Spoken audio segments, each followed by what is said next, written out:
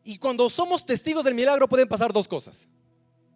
O te emocionas y nos emocionamos, ¿no es cierto? Al ver el milagro de alguien entras en esa conexión y te emocionas y das gracias y lloras y está bien.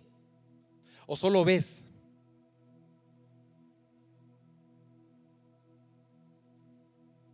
Bien, ¿no?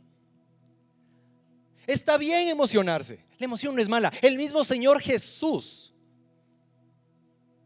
fue conmovido, tuvo una emoción. La emoción es de tristeza profunda, conmovido, que lloró por la muerte de su amado hermano Lázaro. Entonces la emoción está ahí, es real. El tema es qué vas a hacer con la emoción. El tema es qué vas a hacer con la emoción, porque la emoción o te paraliza o te dispara a hacer algo impulsivo. O te sube o te baja, y cualquiera de las dos opciones, si tomas decisión en ese estado, seguro te vas a equivocar. El tema no es tener la emoción, el tema es qué vas a hacer con la emoción. Veamos a Jesús. Él toma, Él tiene, Él siente esa emoción y hace algo. Entonces Él se posiciona. Entonces yo te quiero invitar ahora a que pienses desde ahora que ante una emoción, ¿qué decisión tienes que tomar? La decisión no es por emoción, la decisión es por posición.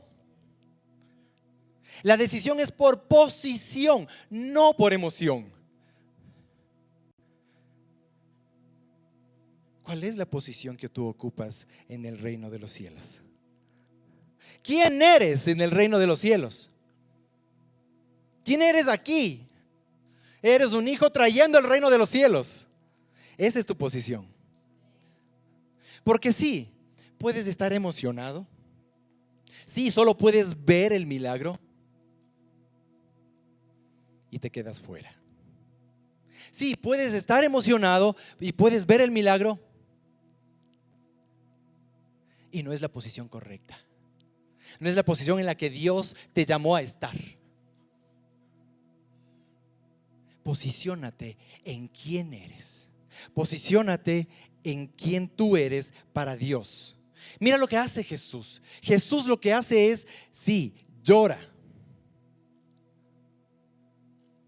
Y luego, ¿qué hace inmediatamente después? Va al sepulcro, levanta su voz y le dice: quitad la piedra.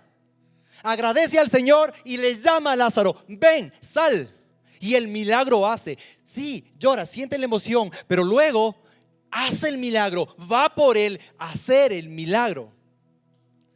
Entonces yo te pido, iglesia, posiciónate ahí. Esa es tu posición. El Hijo de Dios con toda autoridad, con el Espíritu Santo en ti y sobre ti, para ir por tu milagro. Para ir por tu milagro, no te quedes fuera. Posiciónate en quién eres, en el Dios que tienes, y corre por tu milagro.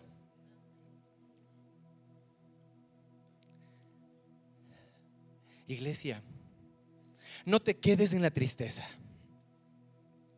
Iglesia, no te quedes en la desesperanza.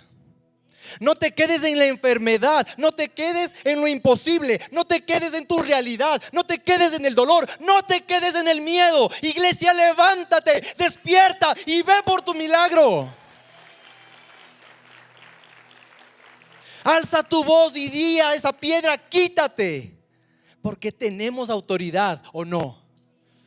Levanta tu voz, quita la piedra y corre por tu milagro. Esa es la posición. Esa es la posición de hijo de Dios. Posiciónate, no en emoción, sino en esta verdad. Yo les decía, guarden eso en su corazón. El versículo de Juan 11:4. Vamos a traerlo para nosotros. Yo te pido que lo que vamos a decir lo guardes en tu corazón. Ayer en el proceso Raíces hablábamos de los gritos de batalla, de los versículos de batalla. Que este sea uno de esos. Juan 11:4 dice: esta enfermedad no es para muerte. Yo digo, esta condición, esta realidad, esta imposibilidad que tienes no es para muerte, es para gloria de Dios, es para que el Hijo de Dios sea glorificado a través de él. Esa es la verdad. Esa es la realidad. ¿Cómo vas a dar tu respuesta? ¿Cómo te vas a preparar? Porque ya viene. El milagro está ahí a la vuelta. Prepárate. Segundo punto: niego o critico el milagro. ¡Fariseo! Debe ser uno de los insultos más fuertes que uno puede recibir, ¿no? ¡Fariseo! Incircunciso. Esa también me gusta. Juan 11:37. ¿No podía este que abrió los ojos al ciego haber hecho también que Lázaro no muriera? Juan 9:16. Ese hombre no procede de Dios porque no guarda el día de reposo. Otros decían: ¿cómo puede un hombre pecador hacer esas señales? Ustedes dirían: sí, eso hacen los fariseos. O sea, aquellos que ya los conocemos. Están como muy alejados de nuestra realidad.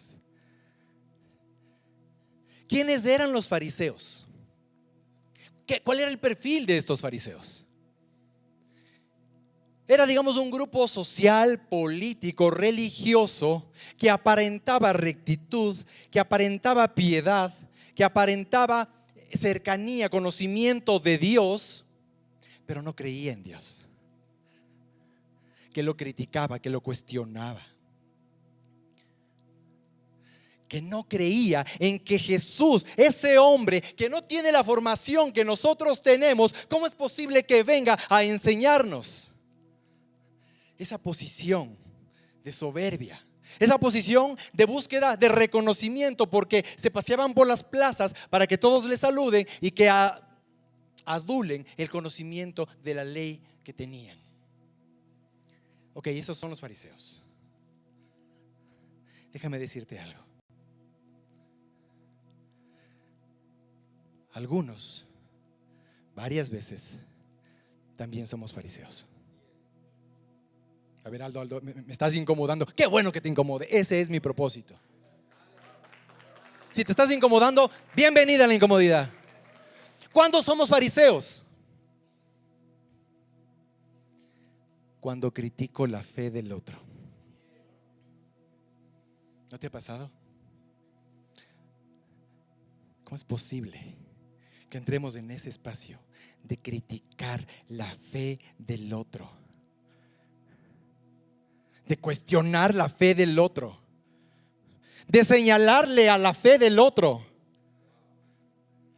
Somos fariseos entonces. Somos fariseos cuando miro al otro y lo que veo es su pecado. ¿Qué miras en el otro? Le juzgas, le criticas, le señalas. ¿Ves su pecado? ¿Y el tuyo? ¿Y el tuyo dónde está? ¿Por qué no ves el tuyo primero? Toma.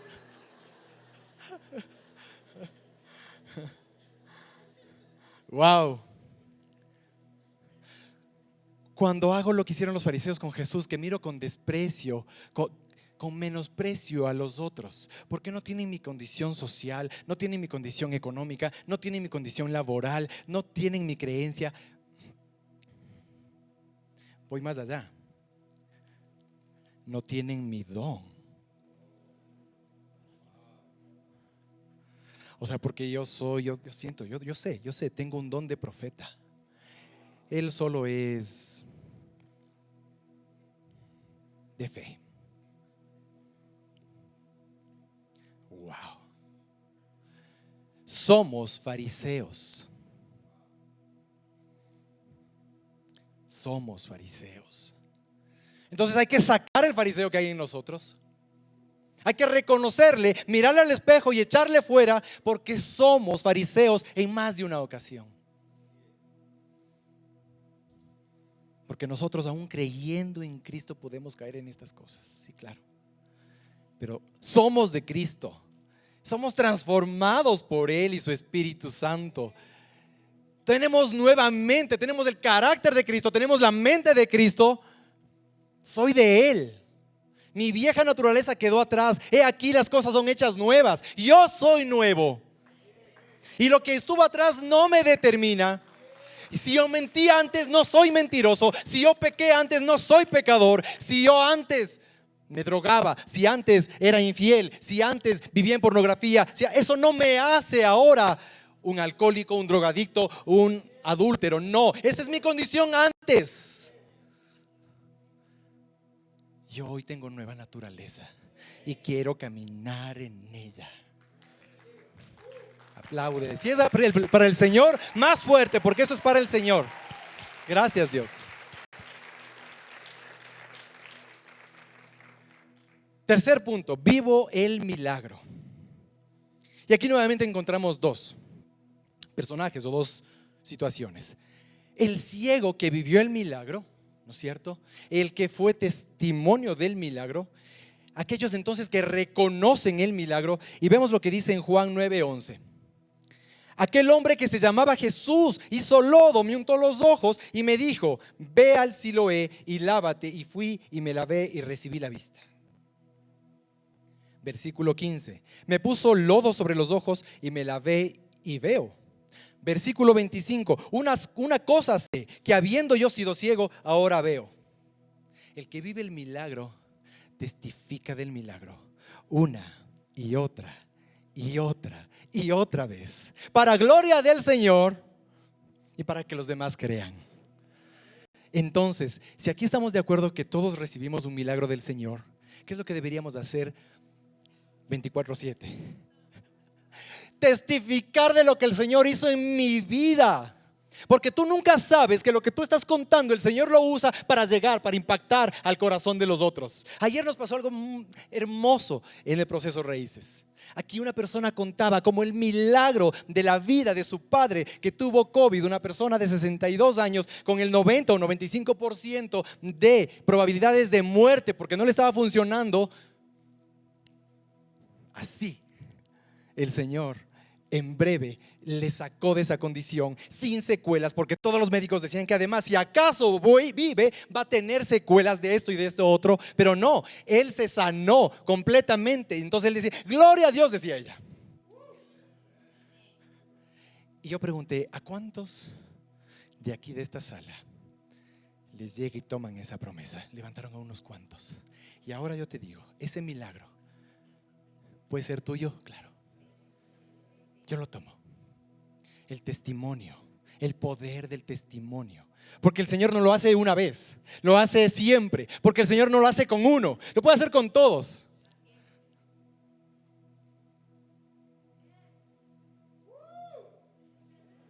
Gracias. Me dan chance para tomar agüita. Ok, entonces, viven el milagro aquellos que reconocen el milagro. Pero aquí viene algo que me parece maravilloso y voy a leerles casi textualmente. Veamos María y Marta, las ñañas, ¿cierto? Las ñañas. Juan 11, versículo 21 dice: Marta dijo a Jesús: Señor, si hubieses estado aquí, mi hermano no habría muerto. Marta. Versículo 32: Señor, si hubieses estado aquí, no habría muerto mi hermano. María. ¿Cuál es la diferencia? El orden. No. El uno dice mi hermano al final, el otro al inicio. No. ¿Cuál es la diferencia entre Marta y María? Ninguna. ¿Cuál es la diferencia entre Marta y María? ¿Cuál? Dime. La una estaba sanada. Afanada. Sí, claro, estaba afanada. Veamos primero la reacción de Jesús. Ante estos dos, no sé si llamarlos reclamos o reconocimientos de Marta y María, Jesús dice, versículo 23, para Marta, Jesús le dijo: tu hermano resucitará. Y sí, era una verdad, y sí, él iba a resucitar. En cambio con María, miren ustedes, voy a ir un poquito antes. Jesús entonces, al verla llorando y a los judíos que la acompañaban también llorando, se estremeció en su espíritu y se conmovió y dijo: ¿dónde lo pusisteis? Versículo 20. Marta, entonces, cuando oyó que Jesús venía, salió a encontrarle, pero María se quedó en casa. Marta dijo: Jesús, si hubieses estado aquí, mi hermano no hubiera muerto. Y le responde: él resucitará. Ojo, vamos con María. María dice: cuando llegó a donde estaba Jesús, al verle se postró a sus pies diciéndole: Señor, si hubieses estado aquí, no habría muerto mi hermano. ¿Cuál es la diferencia? Se postró ante Jesús con algo adicional. Es fácil postrarse al Señor y decirle: Señor, hiciste el milagro, gracias Señor, soy tuyo, te agradezco, toma mi vida a tu servicio, Señor, gracias porque he visto tu milagro. Eso es fácil, pero está bien, ojo, no digo que no, hay que agradecerle al Señor. Lo difícil es lo que hizo María. Se postró incluso antes de recibir el milagro. ¿Las dos reconocían la autoridad de Jesús o no?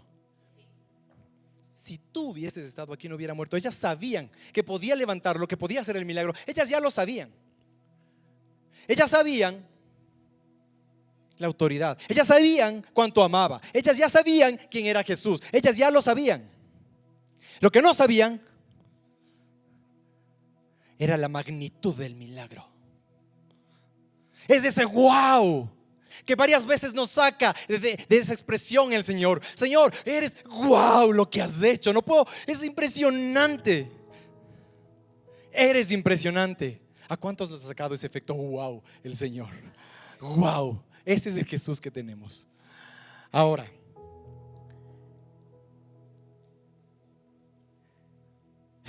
testimonio. El poder del testimonio. Yo quiero contarles ahora un testimonio personal, un testimonio familiar. Dios ha sido extremadamente generoso con nosotros, extremadamente bueno. Hemos visto su milagro una y otra vez y otra vez y otra vez en nuestras vidas, como seguro nos ha pasado a muchos acá. Ustedes saben que tenemos un hijo con mi esposa. Con mi primera esposa, en mi primer matrimonio tuve un hijo. Los que saben la historia me cachan. Y en ese primer matrimonio, con mi primera esposa, ella en primer lugar, anatómicamente era extremadamente complejo que se embarazara. Toda la vida ha tenido problemas de endometriosis. Y el ginecólogo, además por una condición anterior de mi esposa, era como que nos estaba diciendo: o sea, no se emocionen, es bien difícil que Vero conciba. Pero ¡paf! Ahí está, el Señor quiso y nació Joaquín. Y él es desde ahí un milagro para nosotros. Ahora, estaba embarazada y desde el principio, recuerdo, de su embarazo comenzó a tener problemas de infección en vías urinarias, que se fue complejizando al pasar de los meses y llegó al mes casi 7 y el médico ve que la infección penetra la pared del útero y comienza a infectarle a todo el niño. Él estaba comiendo infección. Entonces el médico dijo: hay que sacarlo ya, este momento. Hacer cesárea, a sacarlo. Y cuando yo estaba filmando ahí, lo único que vi es que salió de mi esposa un pitufo. Era un azul completo. Estaba infectado todo él. Tengo la filmación, pero no creo que me dejen pasar acá, así que. Y estuvo sí varias semanas en termocuna, en cuidados. Y lo que para los médicos también era súper complejo, Dios volvió a hacerlo. El milagro que ahora tiene 19 años. Ok, pero ese no es el milagro. Y bueno, gracias Señor, gracias Señor. Ahora,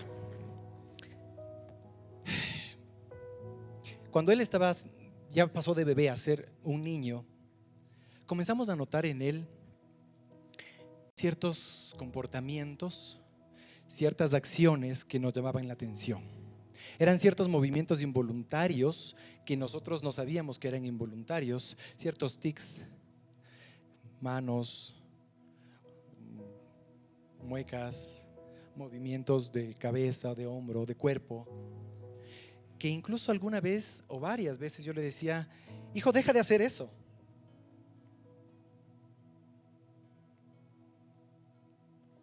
Y era involuntario. Él no estaba consciente de esos movimientos. Y lo primero que hacía era como negarlo. O sea, no pasa nada. Pero luego fuimos viendo que esto era persistente. Ok. Nos casamos, nos volvimos a casar ya con mi primera esposa. No, me volví a casar cuando él tenía 7 años. Y comenzábamos el matrimonio, el segundo matrimonio, con mi misma esposa. Gracias, Señor.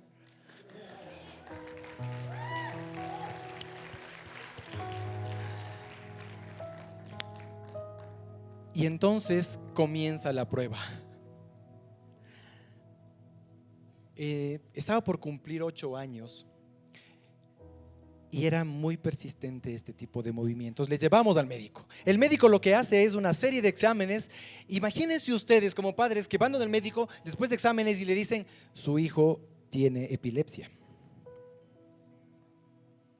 Entonces, wow. Y comienzan a medicarle para la epilepsia. Y en un momento del tratamiento, estaba enfermo con gripe, me parece, con tos. Le damos un medicamento que choca con ese medicamento otro y comienza a empeorar la situación. Aceleró de tal manera que fue una cosa impresionante. Llegó un día en que nuestro hijo no podía coger los cubiertos para alimentarse cuando tenía 8 años, porque sus movimientos eran repetitivos y eran tan exacerbados, eran tan fuertes que no podía coger los cubiertos.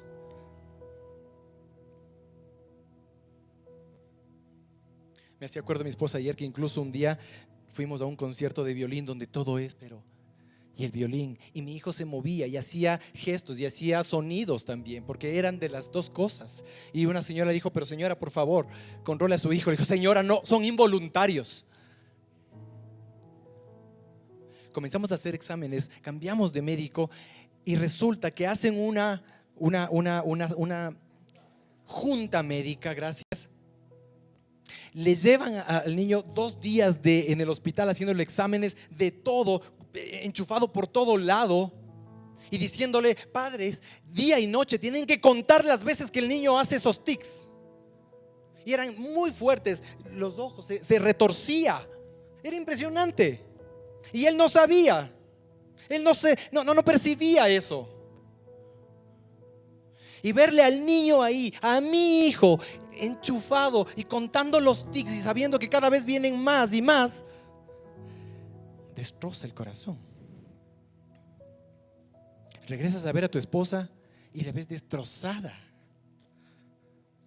Y viene después la junta médica y te dice: mire, no sabemos qué tiene su hijo, es una enfermedad huérfana, sabemos que no hay cura, sabemos que no hay tratamiento, pero vamos a estudiar y vamos a darle paliativos.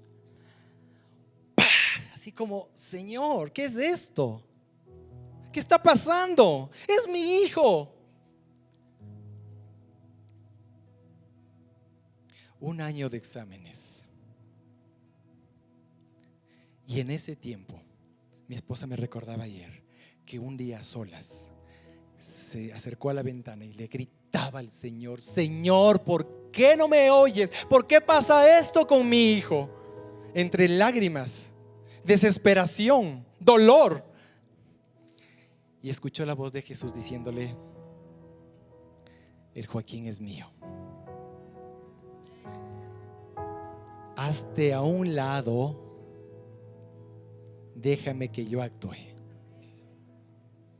Y si Dios te dice: hazte a un lado, entrégame a tu hijo, ¿tú qué piensas? Señor, es la vida de mi hijo, te entrego en tus manos, ¿significa que va a morir?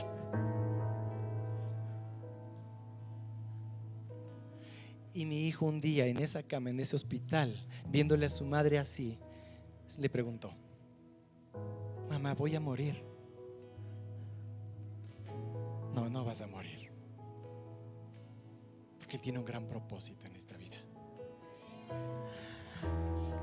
Un año de análisis, y el médico después nos dijo, el doctor Patricio Abad, científico, un estudioso del tema, comprometido con lo que hizo, nos guió mucho, nos ayudó mucho, y nos dijo: él tiene síndrome de Gillet de Tourette. Entonces inmediatamente mi esposa, como es, se metió al internet. Mamitas, papitos, no se metan al internet a investigar, de verdad que no, por favor. No, porque entiendes, ahí salen videos y bibliografía que son demasiado. Entendíamos que hay una serie de niveles y te presentaban los niveles más críticos con personas de síndrome de Tourette que tenían copropalia. ¿Qué es esto? Es el decir groserías, malas palabras, insultar y no te das cuenta. Hay una película, ¿no? Los Talks. Y decíamos: Señor, va a ser mi hijo, porque además el doctor nos decía que en la adolescencia esto se va a hacer más fuerte todavía. Él tiene 9 años, Señor. Entonces mi mujer lloraba. Yo muchas veces solo me sentaba a un lado, solo a estar. Entonces, otro propósito de mi hijo en nuestras vidas, él tiene ese propósito. Él tiende puentes, Él junta, Él abre puertas. No saben cómo esta prueba nos unió tan fuertemente a este nuevo matrimonio con mi esposa. En la prueba nos hicimos férreamente unidos. ¿Quién más que su padre para entender lo que ella estaba viviendo y para amar al hijo? Es mi hijo.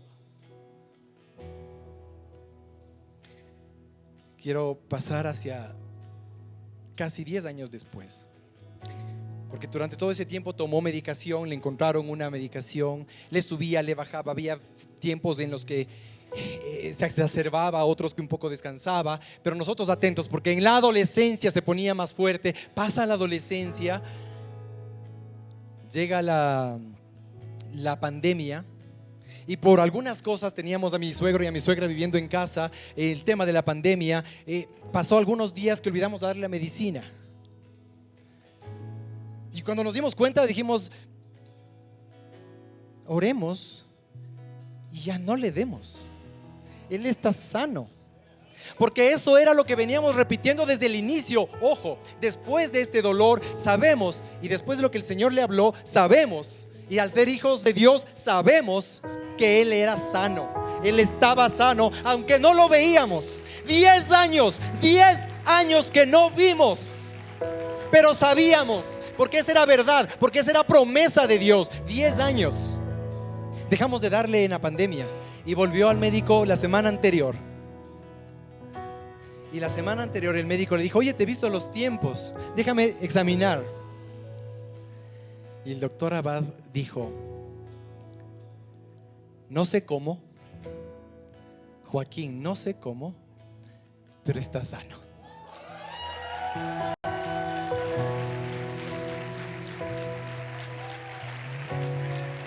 Gracias, Dios.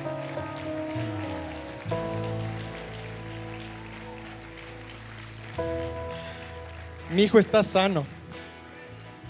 Y ahí dice el doctor, ahí es donde los médicos, por más que le echemos cabeza, no sabemos. Y mi esposa le dijo: ¿sabe qué, doctor? Es Dios. Y él solo asintió. Es Dios.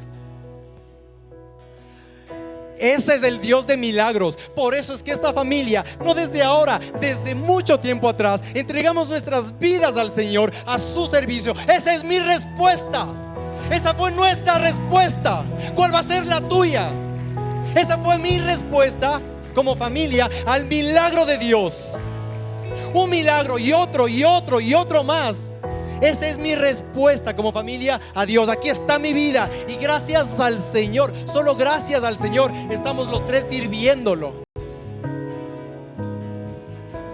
¿Cuál va a ser tu respuesta? Iglesia, ¿cuál va a ser tu respuesta al milagro que vas a ver, al que va a venir?